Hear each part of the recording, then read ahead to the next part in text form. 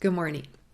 So, before you start to write your reflections, I would like for you to consider some philosophical things about art and about life that you may or may not have thought through completely. At the level of learning art and making art in school or summer camp, it's thought of pretty much as an elective or an activity, something that distracts a person from academics, or something that perhaps can be fun and can entertain the community, peers and family members.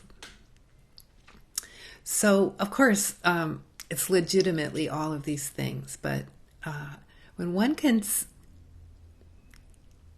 when one commits their life to the experiences of self-expression and creativity, such as the artists that you're learning about, has obviously reached a level of commitment that deserves our respect, right? And our time and our willingness to see the greater scope of what art is and how a true artist comes to be. So consider this. The way we view and perceive the world around us is shaped by our experiences, right? We know this. We talk about this. We've talked about it a lot this semester. It's also shaped by our upbringing, our economics, politics, our environment, our opportunities, our community, our religion, and of course our families and our friends. And let us not forget social media, right? And all the influences that come with social media.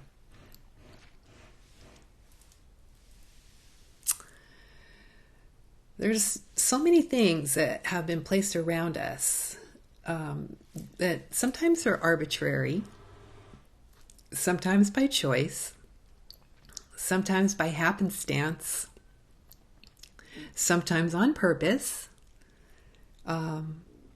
sometimes without our consent or our control.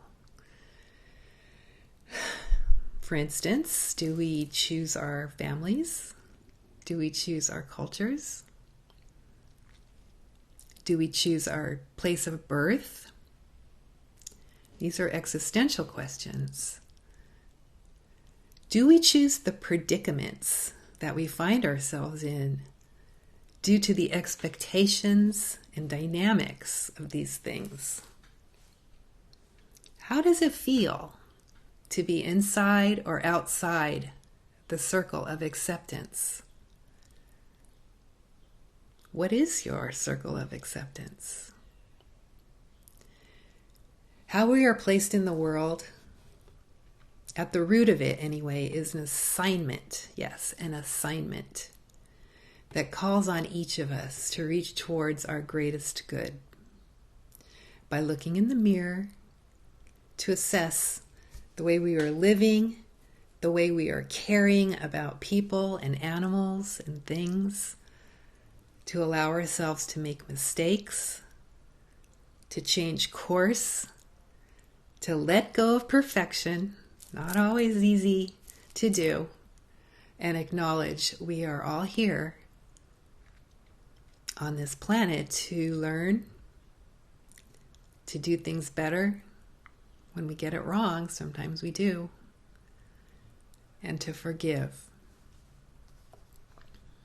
The way we view art and perceive art has all of these same considerations. We view art as we view life. Art in all of its various forms reflects life. Art brings us closer to the authentic expression of humankind's survival, determination, and resilience. If you understand art, you understand connections and abstractions, as art is, at its highest, a manifestation of personalized thoughts and feelings into form. It is the same way with music and painting and sculptures. It's all things really that channel the heart through the hand Art can also, on a psychological level, serve as a map to the subconscious of an individual as well as the subconscious of a society. As you think about your artist profiles and your reflections and artists that you may know, please consider not only such things as form and surface and craftsmanship and aesthetics, but also about the artist's experience in the world and their willingness to offer us the privilege of peeking into their shadows and their souls. And to share one's art can sometimes feel like sharing a secret. What do their sculptures tell you about their life? How do you feel about their story?